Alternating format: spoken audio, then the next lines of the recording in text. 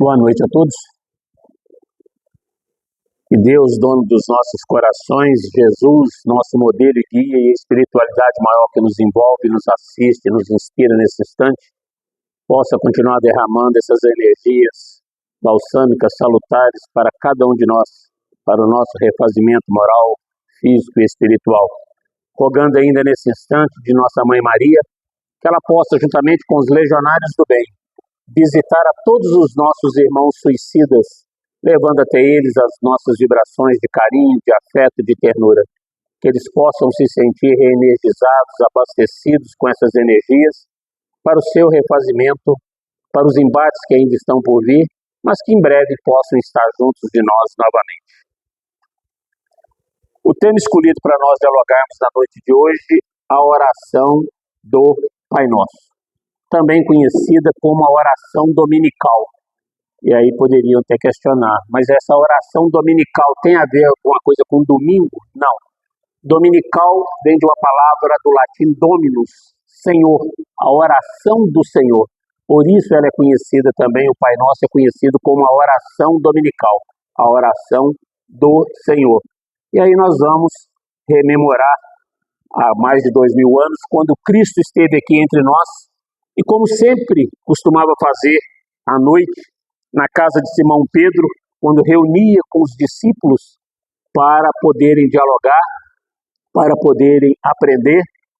E certa noite, André e Tiago menor, filhos de Alfeu, indagaram de Jesus: Senhor, ensina-nos a orar.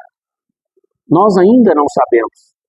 E naquela memorável noite, o Cristo deixou para todos nós esta lição, que é a oração do Pai Nosso, a qual Kardec, sob a orientação dos mentores que o intuíram na codificação da doutrina, pediram a ele para colocar a oração do Pai Nosso como símbolo de todas as preces no pórtico do capítulo 28 do Evangelho.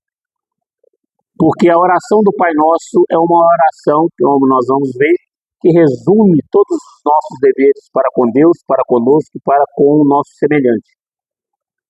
Mas, de igual forma, ela, quando feita a intenção para alguém, ela também representa tudo aquilo que a gente pede. Então, para a gente rememorar, o que é conceito de prece? Súplica dirigida a Deus, oração. E nós falávamos disso aqui no final do ano passado. Rezar é repetição de palavras. E nós somos criados, acredito a grande maioria, rezando 10 Ave Maria, 15 Pai Nosso, não sei quantas Salve Rainha, como se o número cabalístico 3, 5, 7 resolvesse os nossos problemas. Nós seríamos atendidos pelo número de orações que fizéssemos. E nós já vimos que Deus não faz barganha com ninguém. Tudo que nós alcançamos por misericórdia divina é porque nós fizemos por merecer. É a lei do plantio e da colheita. Aquilo que a gente planta, a gente colhe por merecimento. Então a prece é um ato de adoração. Orar a Deus é pensar nele, é aproximar-se dele, é pôr-se em comunicação com ele. E há 3 coisas que podemos fazer através da prece: louvar, pedir e agradecer. Então esse ato de adoração é exatamente isso, nós louvarmos a Deus por tudo que temos, por tudo que somos, pela natureza, pelo sol, pela noite, pelo frio, pelo calor, e que muitas das vezes a gente esquece de louvar. Então, quando a gente ora, a gente pensa em Deus, e aí nós entramos em comunhão com Ele. Por isso, Cristo nos ensinou, quando fordes orar, que a gente fizesse o quê? O nosso recolhimento ao nosso quarto. E estando recolhido no interior do nosso quarto, o Pai que tudo sabe, ali atenderia às nossas necessidades. Mas esse quarto, evidentemente, não é o quarto material da nossa casa. É a nossa intimidade.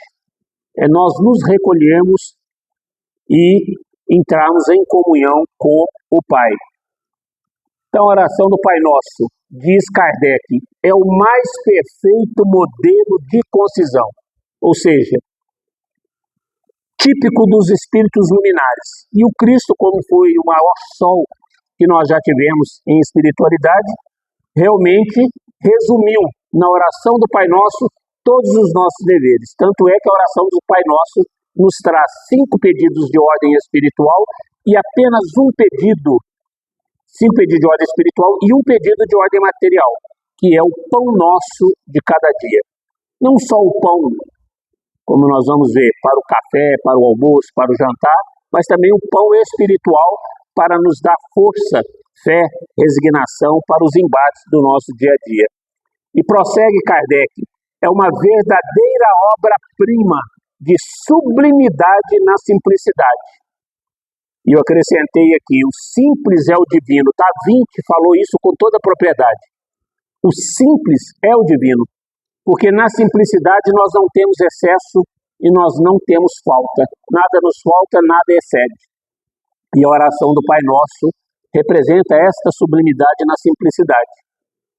Todos os nossos deveres de ordem espiritual e nosso desejo de ordem material. Sob a forma mais singela, resume todos os nossos deveres, para com Deus, para conosco e para com o próximo. E aí a gente lembra quando Kardec indagou dos imortais, como era a caridade da forma que Jesus a entendia. Benevolência para com todos, indulgência com as imperfeições alheias e o perdão das ofensas. Aí sim nós estamos cumprindo os nossos deveres para com Deus, para conosco e para com o nosso próximo. Sendo bons para com todos, indulgentes com as mazelas das imperfeições alheias e perdoando as faltas. Encerra uma profissão de fé, um ato de adoração e submissão, o pedido das coisas necessárias à vida e o princípio da caridade. Tudo isso consta na oração do Pai Nosso, na oração dominical. Só que nós a oramos, na grande maioria das vezes, simplesmente recitando as palavras. Nós não aquilatamos, nós não aprofundamos no sentido daquilo que o Cristo quis nos dizer. E aí, muitas das vezes, a gente já está quase dormindo, Pai Nosso está aí no céu, nem acaba de já dormir. De manhã está correndo, Pai Nosso ele já foi. Obrigado. E a gente não para pensar, para aquilatar das nossas reais necessidades. É o que nós faremos na noite de hoje. E Emmanuel, no livro Fonte Viva, ele diz, a grandeza da prece dominical nunca será devidamente compreendida por nós, que lhe recebemos as lições divinas. Cada palavra dentro dela tem a fulguração de sublime luz. E a gente não para perceber essa luz. A gente não para perceber o que significa cada parte da oração do Pai Nosso. Tem um livro da Meimei que chama o Pai Nosso, ele é mais endereçado ao grupo infanto-juvenil, mas que serve para todos nós. Quem tiver a oportunidade de ler a oração do Pai Nosso, Meimei. E ela comenta a oração do Pai Nosso e ela ilustra com várias histórias no nosso dia a dia o que nós podemos fazer para colocar a oração do Pai Nosso em prática. Então, iniciando, Pai Nosso que estais no céu. O que significa isso? Jesus nos queria dizer que Deus, acima de tudo, é nosso Pai. Somos todos uma família, somos todos irmãos, com o dever de ajudar uns aos outros. Pai nosso, não é meu pai, não é pai do Reginaldo, não é pai da Ana Cláudia, nosso Pai. Nós somos uma família universal. Nós somos verdadeiros irmãos do caminho, uns auxiliando os outros. Pelo menos deveríamos nos auxiliar uns aos outros. Quem está mais acelerado aí, passa a cola para quem vem para trás e a gente vai um puxando o outro, acelerando a nossa evolução, nosso crescimento moral. Tudo nos revela o poder e a bondade de Deus. Pai nosso que estás no céu. Ele que criou tudo que a gente vê. Deus está em todas as obras, desde a relva humilde do menor inseto até os astros que movem no espaço. E quando a gente fala, Pai nosso que estais no céu, a gente não para aquilatar essa profundidade. A gente não para analisar esse conteúdo. E nós precisamos, Pai, lembrarmos disso no nosso momento de oração, no nosso momento de adoração, no nosso momento de comunicação com Ele. Cego é aquele que não glorifica as obras, orgulhoso aquele que não louva e ingrato aquele que não rende graças. Por isso, Paulo de Tarso, quando escreveu à igreja de Tessalônica, nos disse com toda propriedade: regozijai-vos sempre, orai sem cessar, e em tudo dai graças, porque esta é a vontade de Deus em Cristo para convosco, nos pedindo que louvássemos, que orássemos e que não esquecêssemos de agradecer por todas as bênçãos, todas as benesses que o Pai nos concede diuturnamente e que a gente, na grande maioria das vezes, esquecemos de agradecer. Santificado seja o teu nome. O que significa isso? Jesus louvou o Pai Celeste distribuindo contentamento e a paz com todo. Santificado seja o teu nome. Nos trouxe todos os exemplos de paciência, de humildade, de perdão, de fraternidade, solidariedade, de amor ao próximo, sem julgar a quem quer que fosse. Espalhou a esperança e a caridade na terra, enriquecendo os homens de fraternidade e alegria. É assim que nós vamos santificar o nome de Deus. É fazendo a sua vontade, exercitando a lei de amor, justiça e caridade que o Cristo nos legou.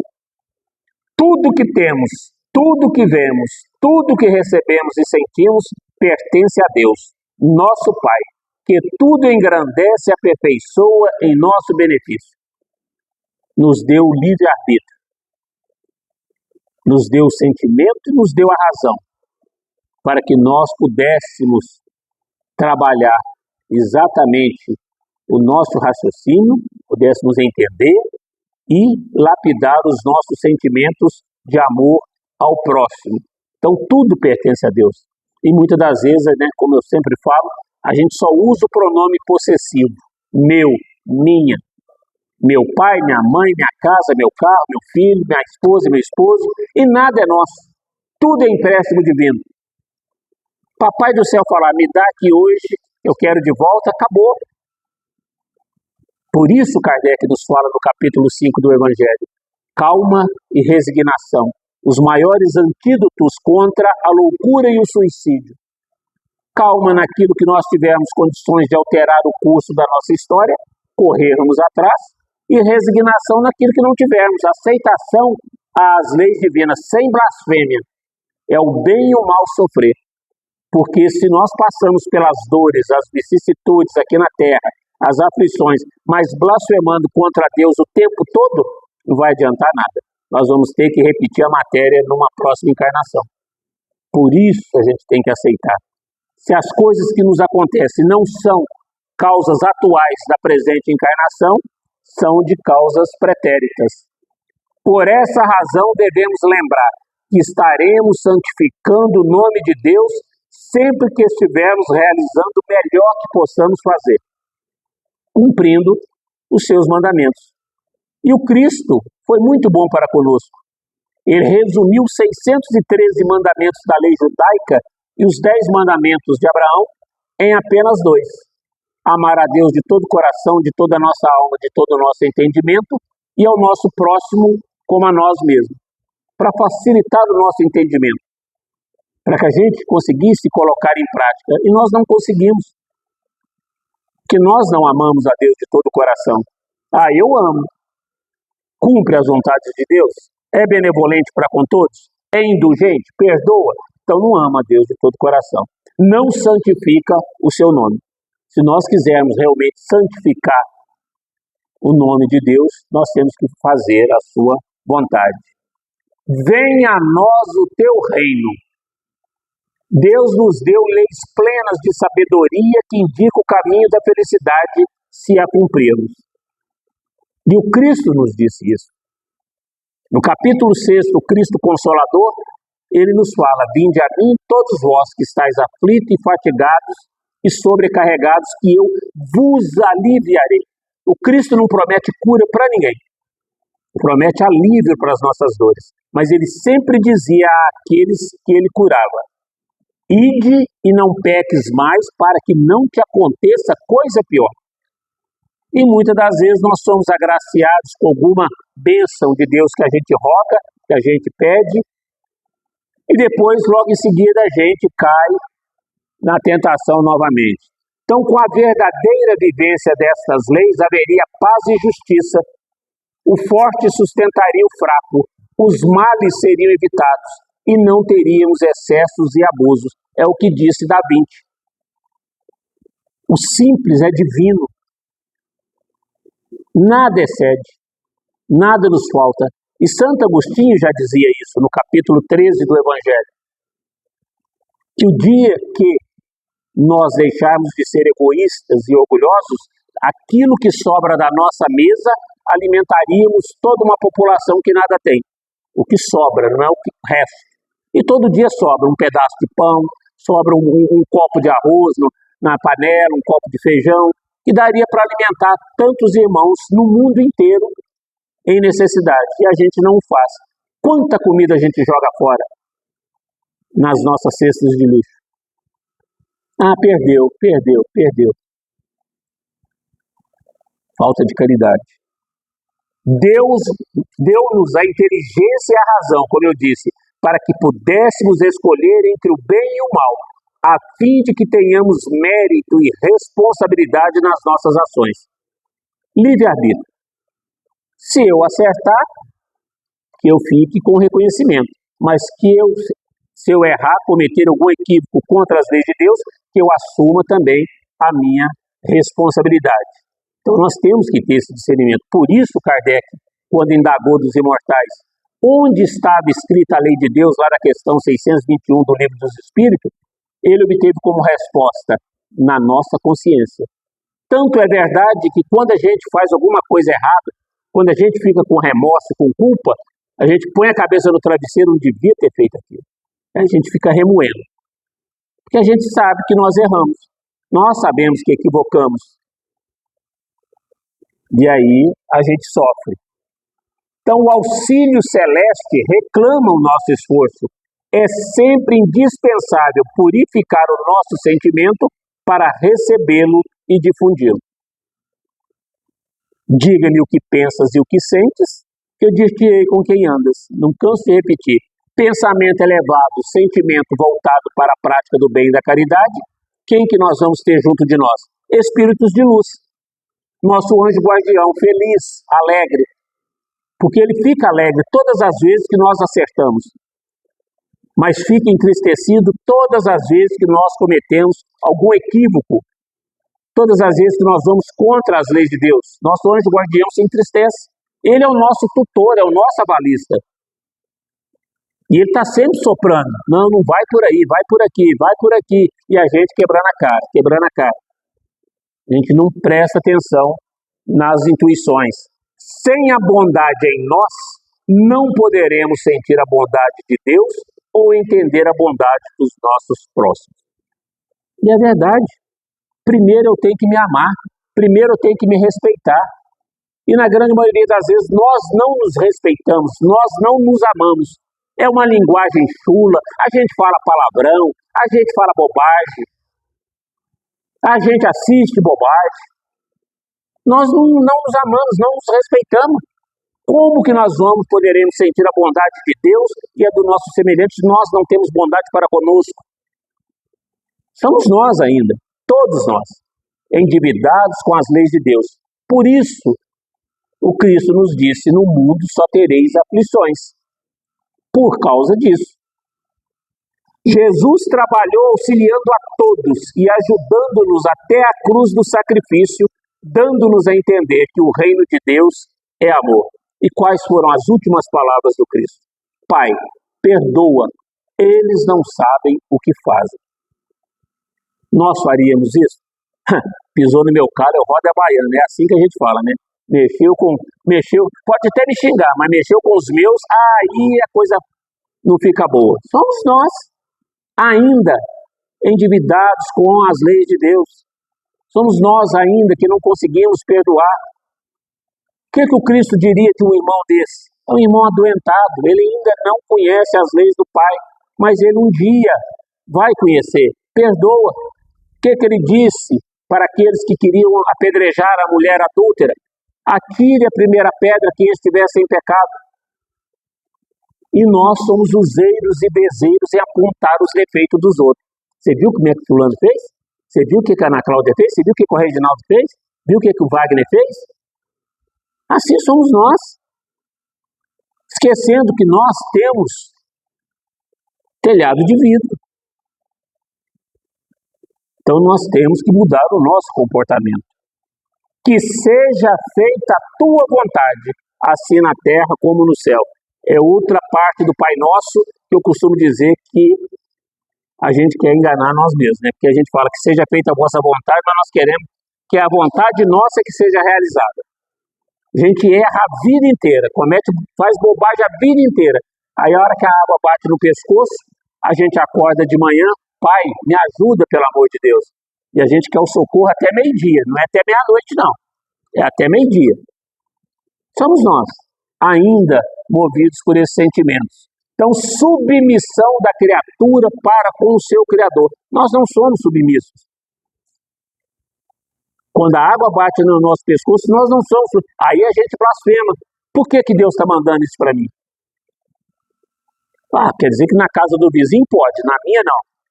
Somos nós com o nosso egoísmo. Fulano, morreu meu pai, morreu minha mãe. Uai, não pode morrer? Pode morrer o pai e a mãe do outro. Nós ainda com as nossas imperfeições, somos assim. Nós não somos submissos às leis de Deus. Observar as leis e submeter-se sem queixumes. É o bem e o mal sofrer que eu disse agora há pouco. Quantos de nós sofremos bem? Ou seja, sem lamentar, sem murmurar, sem criticar a Deus, a Jesus. Quantos de nós agradecemos? Senhor, obrigado. Se eu estou passando é porque eu mereço. Se não é desta vida, é da vida passada. Eu tenho que passar, eu vou passar, me dá forças, que eu vou aguentar o rojão, para que na próxima existência eu venha melhor. Com a sorte, como a gente diz, né? Sorte, não é sorte, é a lei do plantio e da colheita, é a lei da ação e da reação. A aceitação plena dos compromissos assumidos. Seja feita a vossa vontade. Nós assumimos compromissos antes de reencarnar com o nosso anjo guardião. Ele nos entregou um carnê. Você dá conta? E nós dissemos, dou. E muitas das vezes nós não damos conta. A gente sucumbe pelo suicídio, principalmente pelo suicídio. Mas na grande maioria de nós é porque esquecemos pelas benesses do Criador. Mas nós falamos, não, tiram as promissórias aqui, porque essas aí eu não dou conta agora não. Eu vou só com esse carnezinho aqui, menor, na outra eu pago mais umas e vou pagando, mas vamos devagar, com andor que é de barro. Só que a gente não lembra. Foram compromissos assumidos por nós. Lá, quando eu tiver com 50 anos, Wagner, você vai ter uma artrose no joelho. Quando você tiver com 67, você vai pôr um marca-passo. E por aí vai estar chegando sua vez, você está com a senha na fila. Então, somos todos nós. Não adianta. Mas só que nós não temos essa compreensão, essa aceitação. Temos que estar convictos, se cumprirmos a obrigação que nos compete, oferecendo a cada dia o melhor que pudermos, estaremos atendendo às determinações de nosso Pai Celestial.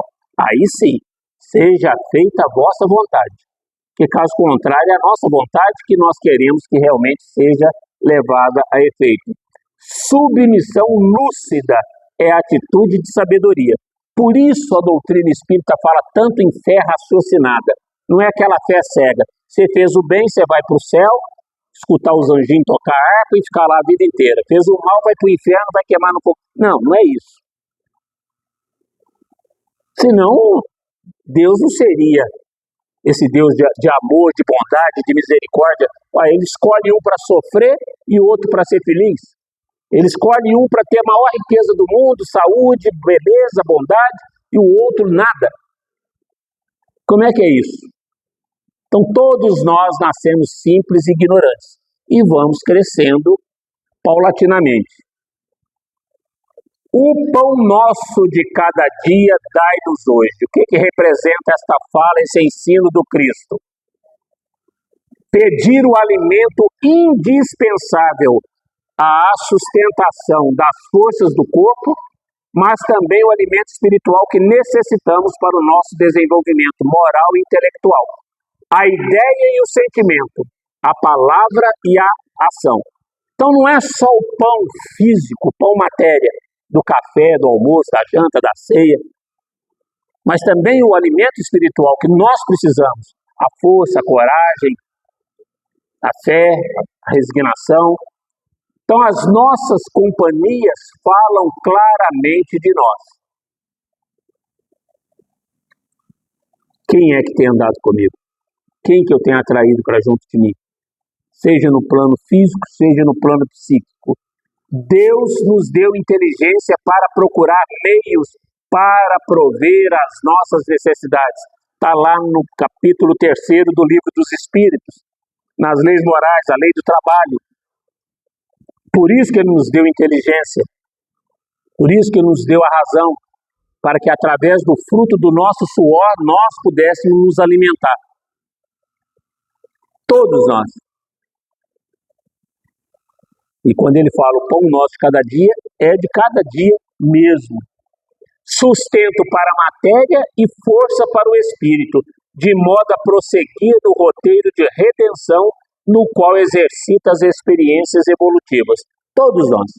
Então, quando a gente faz a oração, principalmente de manhã, o pão nosso de cada dia dai-nos hoje, que ele possa nos alimentar fisicamente, mas possa nos alimentar com calma, paciência, tolerância, amor, fraternidade, solidariedade, e que muitas das vezes nós não exercitamos no dia a dia.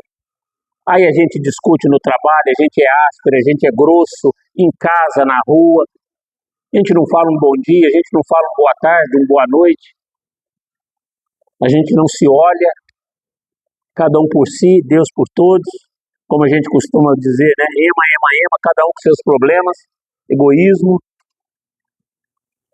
Pedir coragem, força, prudência, previdência e moderação a fim de não perdermos o fruto do nosso trabalho.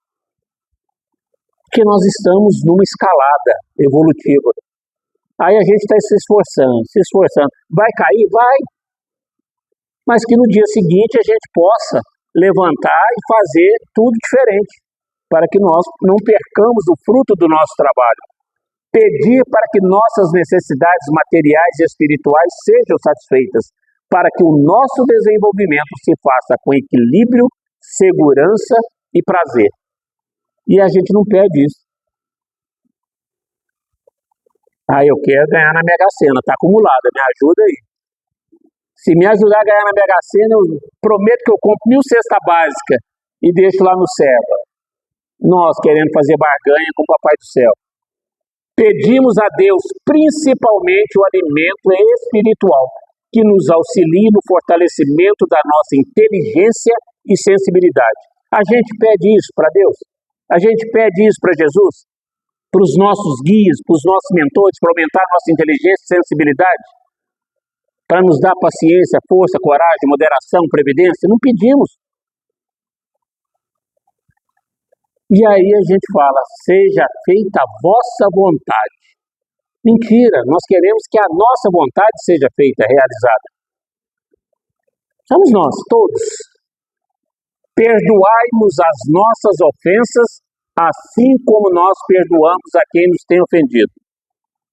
Como eu costumo dizer, outra mentira que a gente fala. Nós perdoamos, a gente pede perdão, mas é que nós vamos ver. Com que direito pedimos perdão e não perdoamos? Aí a gente faz a oração do Pai Nosso. Perdoai as nossas ofensas assim como nós perdoamos a quem nos tem ofendido. A gente não parou para prestar atenção. O que o Cristo nos ensinou? Que quando formos fazer a nossa oferenda, se tivermos alguma coisa contra o nosso semelhante, que deixemos a oferenda no pé do altar e irmos ter com ele enquanto estamos a caminho. para que ele não nos entregue ao juízo e o juiz não nos entregue à prisão. Então, a melhor oferenda que nós podemos fazer a Deus é perdoar, é estarmos sempre em união. Por isso, lá no Salmo 133, nos fala sobre isso. Ó, quão bom e quão suave é que os irmãos habitem em união. É como o óleo derramado sobre a barba de Arão, que desce sobre as orlas dos seus vestidos, porque ali Deus mandou bênçãos e vida para sempre. Que os irmãos vivam em união, e a gente não vive. Cada uma de nossas infrações às leis divinas é uma ofensa que fazemos a Deus. Então, sempre que formos de encontro contrários às leis de Deus, nós estaremos cometendo uma falta. E aí a gente pede perdão e nós não perdoamos. Então, caridade não consiste apenas em assistirmos os nossos semelhantes em suas necessidades. Também consiste no esquecimento e no perdão das ofensas. E eu disse e não canso de repetir, perdoar aqueles que são os causadores das nossas faltas não é tê-los à nossa mesa para almoçar conosco. Não é ter à nossa mesa para um almoço de domingo. Nós não vamos tratar a eles que nos causaram mal com o mesmo carinho, zelo que a gente trata os amigos e os entes queridos. Mas é não guardar mágoa, ressentimento, é mostrar a outra face que o Cristo nos ensinou. E quando o Cristo disse mostrar a outra face, não é dar cara para bater do outro lado. Não é isso que o Cristo disse. É mostrar a nossa face de compaixão, de comiseração, de perdão, de elevação moral e espiritual. Dizer, você acha que me ofendeu, você está perdoado. Quando perguntaram para Gandhi, o que você faz para perdoar as mágoas? Falou, nada. Mas nada como? Nada me magoa. Nada me magoa. Mas nós não chegamos a esse patamar ainda de Gandhi, do Cristo, de Madre Teresa, de um Chico Xavier, de um Eurípides Barçanufo, de um Bizet. Nós não chegamos a esse patamar ainda. Mas nós temos que exercitar. Então, mostrar a outra face. Fazer pelo menos uma oração do Pai Nosso para aquele que nos causou mal. Para aquele que é o motivo da nossa raiva, da nossa mágoa. Para que a gente se liberte. Para que nós não desencarnemos e quando chegarmos na erraticidade, na pátria espiritual, sejamos nós os obsessores dele. E aí nós sermos os atendidos nas reuniões mediúnicas para sermos esclarecidos. E vamos sofrer. É isso que a gente precisa entender. Pedimos perdão para as nossas ofensas, mas com a promessa de envidarmos os maiores esforços para não errarmos novamente. Mas o problema é que a gente erra, pede perdão e erra, pede perdão e erra. E a gente fica persistindo no mesmo erro. Esse é o grande problema nosso. Há quem substitua o tempo do verbo. Perdoai as nossas dívidas quando perdoarmos os nossos devedores. Ou perdoe as nossas ofensas na medida em que perdoamos, no reconhecimento honesto da dificuldade de perdoar. Mas Jesus, sabendo da nossa inferioridade espiritual, colocou exatamente o verbo no presente, diz-nos Kardec, para que ao repeti-la, nos conscientizemos da importância e necessidade do perdão. Então não precisamos alterar. É exatamente para que a gente possa lembrar que nós precisamos perdoar aqueles que foram os causadores dos nossos percalços. Então nós temos que aprender a perdoar. O silêncio, nos diz Meilei, é a gentileza do perdão que se cala e espera o tempo. Olha que coisa linda. O silêncio é a gentileza do perdão que se cala e espera o tempo. É não revidar, é não retrucar. E a gente não consegue fazer isso. Normalmente bateu, levou. Somos nós. Ainda com as nossas imperfeições morais. E não nos deixe cair em tentação, mas livrai-nos do mal. que significa isso? Pedimos forças para resistir às más sugestões que tentam nos desviar do caminho do bem. É o nosso anjo guardião, o anjinho soprando da direita, vai por aqui. São os espíritos inferiores, vai por ali. E a gente tumba, vai por ali. E aí a gente quebra a cara. Ah, meu Deus do céu. E agora? E agora? E agora é correr atrás. Agora é modificar. Para não cairmos em tentações, é indispensável que saibamos procurar o bem, cultivando-o sem cessar. E o Chico nos ensinava isso. Quer ficar livre dos seus obsessores? Quer ficar livre de doenças, de problemas? Pratique o bem, pratique a caridade. E lá no capítulo 6 do Evangelho, quando ele fala do Cristo Consolador, que eu não prometo cura, prometo alívio, ele exige uma única condição: a prática do bem e da caridade. Devemos esperar que Deus nos conceda o muito do seu amor, mas não duvidemos que é preciso dar alguma coisa do nosso esforço, pois somos nós que nos afastamos do Criador. E aí a gente canta aquela música, né? Entra na minha casa, entra na minha vida. Mas nós permitimos que Deus, o Cristo, entre na nossa casa, entre na nossa vida? Nós mudamos os nossos comportamentos? As nossas atitudes ainda são tacanhas, mesquinhas, de egoísmo, orgulho, avareza, cupidez, sensualidade desregrada, inveja, maledicência? Somos nós, com todas as nossas imperfeições. Umas mais, outras menos, mas nós, com as nossas imperfeições. E Kardec nos traz uma receita maravilhosa lá no capítulo 17 do Evangelho, no item 3, quando ele fala do homem de bem. O que nós devemos fazer para realmente nos tornarmos homens de bem? Pedimos para livrar-nos do mal, mas é preciso desejar não errar. Por isso, Santo Agostinho, mais uma vez eu falo de Santo Agostinho, capítulo 13 do Evangelho, quando ele nos conclama a fazer o exame de consciência todas as noites quando formos dormir. Hoje eu fiz todo o bem que estava ao meu alcance para o meu próximo? Hoje eu deixei escapar uma única oportunidade de ser bom?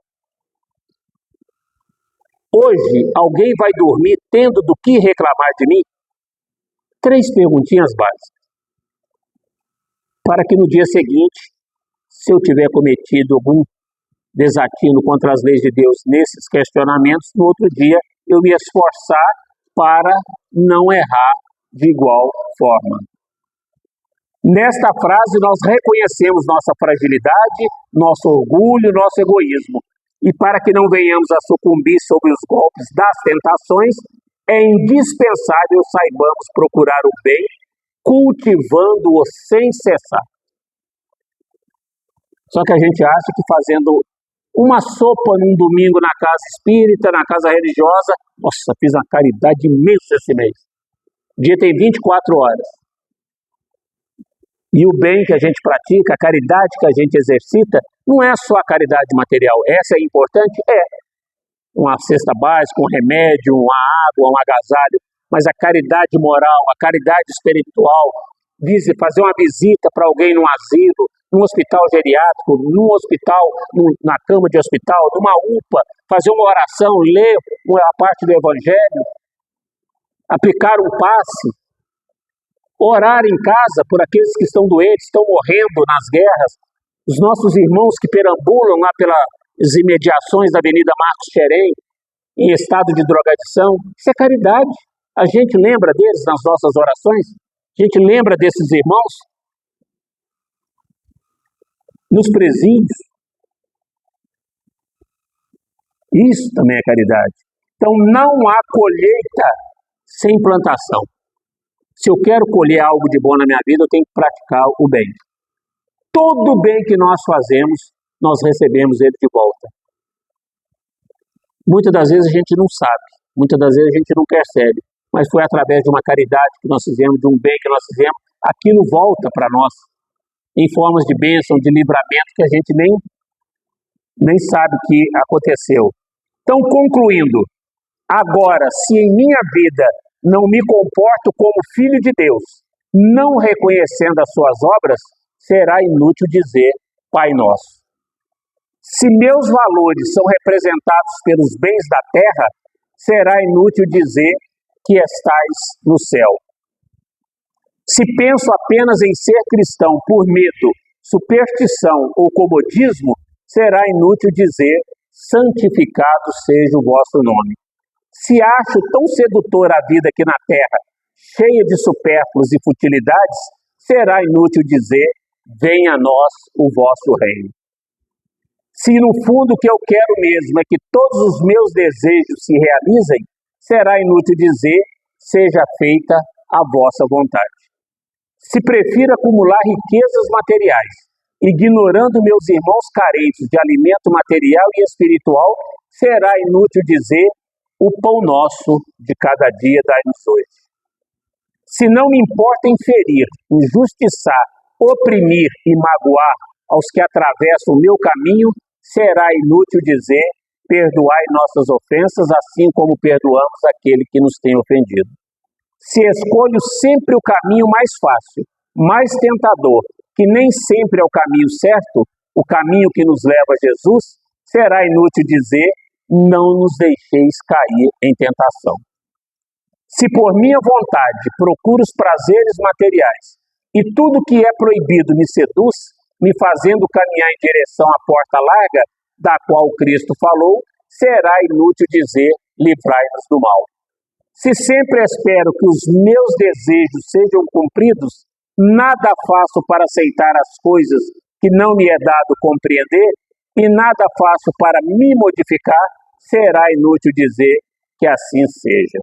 Então a oração do Pai Nosso, ou a oração dominical, traz para nós profundas reflexões, das quais muitas das vezes nós não paramos para aquilatar a profundidade desta oração. Que nós possamos, a partir de hoje, se nós já não tínhamos esse conhecimento, passar na oração do Pai Nosso a pensar nessa profundidade. O que significa para nós cada parte? Por que Kardec diz que é o modelo de concisão mais brilhante que já houve? A sublimidade na simplicidade, porque resume os nossos deveres para com Deus, para conosco e para com o nosso próximo. Que Deus, nosso Pai, Jesus, nosso guia, modelo e espiritualidade maior, que nos envolveu, nos assistiu, nos inspirou na noite de hoje, possa continuar derramando as suas energias sobre nós, para que nós possamos levar para os nossos lares essas energias e lá dividi-las com aqueles que lá permaneceram. Rogando ainda nesse instante a Jesus, que ao retornar à pátria espiritual, conduzindo esses irmãos que aqui tiveram a permissão de comparecer na noite de hoje, abrilhantando a nossa reunião, que eles possam levar o nosso carinho, o nosso afeto e a nossa ternura, que eles possam ter a permissão de aqui retornar outras vezes para aprender conosco sobre as lições morais deixadas pelo Cristo. E a nossa Mãe Maria, pedimos que possa nos agasalhar com o manto sagrado que agasalhou Jesus e conduzir-nos de volta aos nossos lares na mesma segurança que aqui chegamos. Gratidão mais uma vez pela paciência.